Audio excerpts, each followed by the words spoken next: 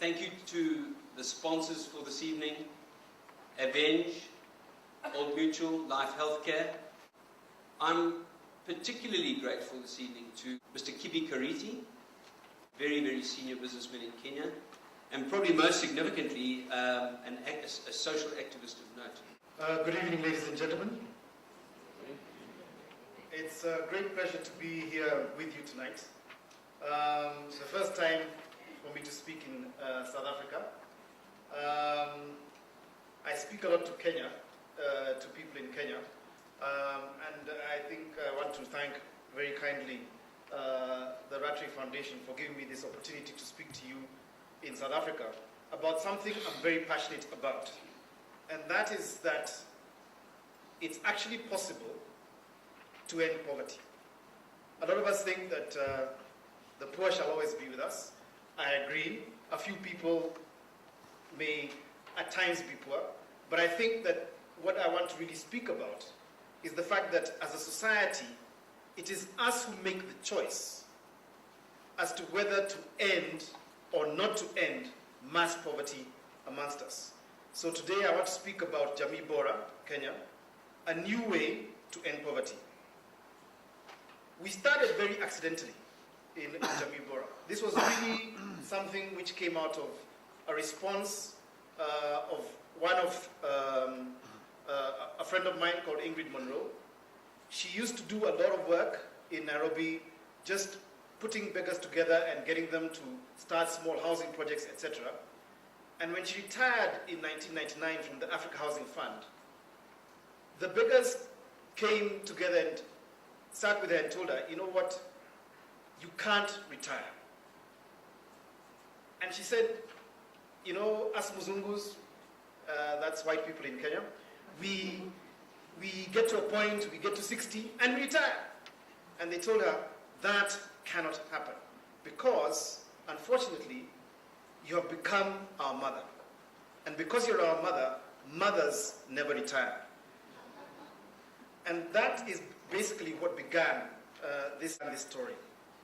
Today, we have 247,000 members, 110 branches, and 200 outlets in Kenya. And our members basically climb out of poverty a little at a time. Some climb very fast, and some climb very slowly.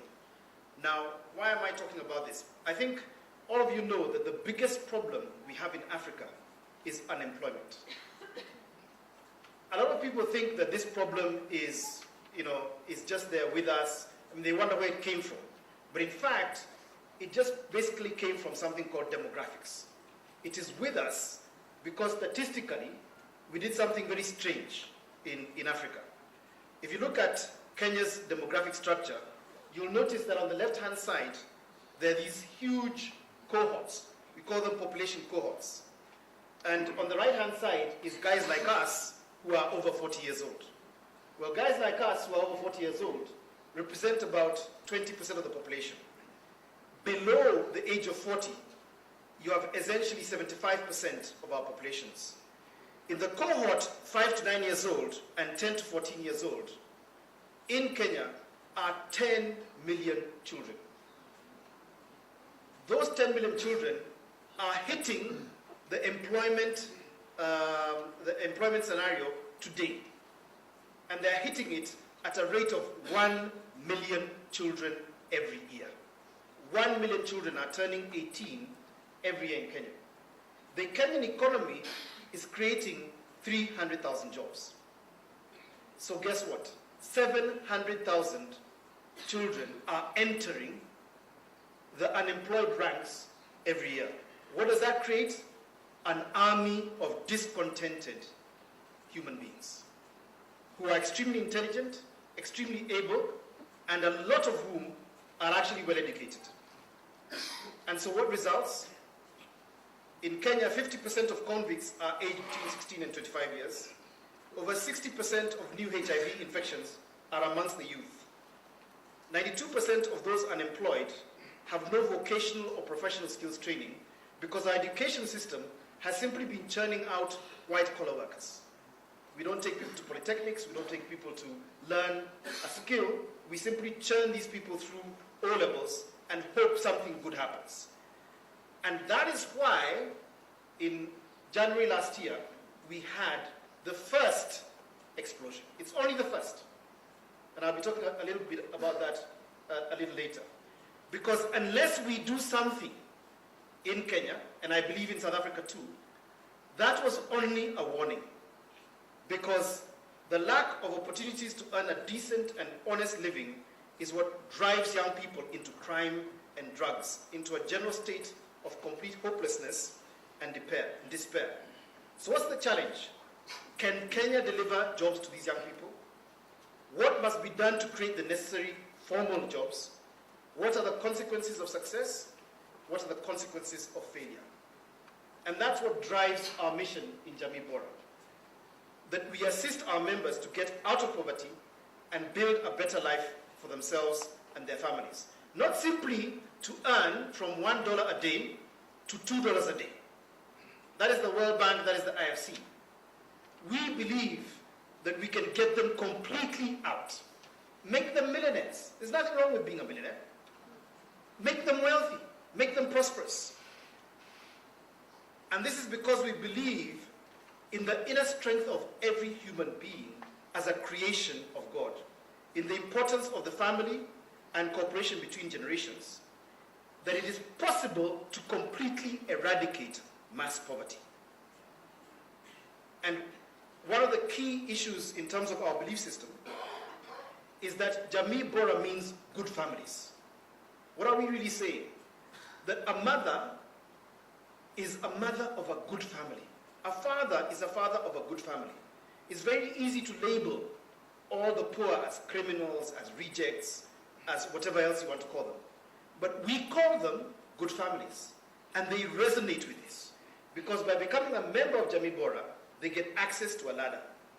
Our members climb out of poverty using this ladder, because the climbing they have to do themselves. We basically say 95% of the energy of getting out of poverty must come from the individual. If you think about it, how could I or 10 other people or even 1 million people get people physically out of poverty? We don't have the strength. But when we empower these people, they get out of poverty themselves. What is our ladder? It started with microfinance. But then we discovered something very strange. That in order to get someone out of poverty, giving them credit is about the worst thing you can do. Our entire system is based on savings. We discovered that anybody can save money. And what we asked our members to do was to save 10 shillings a day, which is about 10 US cents a day. And if they save 10 shillings a day, they save 50 shillings a week, or something in the region of 5 rand. And the beauty about this is that once they got to a certain level, and this level we basically chose as 10 rand of savings, something begins to happen in their heads. Something unlocks, and their mind begins to see themselves as potentially wealthy. And as they continue with this, they build up capital, and when they now borrow, they are responsible citizens who know what to do with their money. The only issue becomes, how do you protect them from disaster? How do you protect them from natural calamity?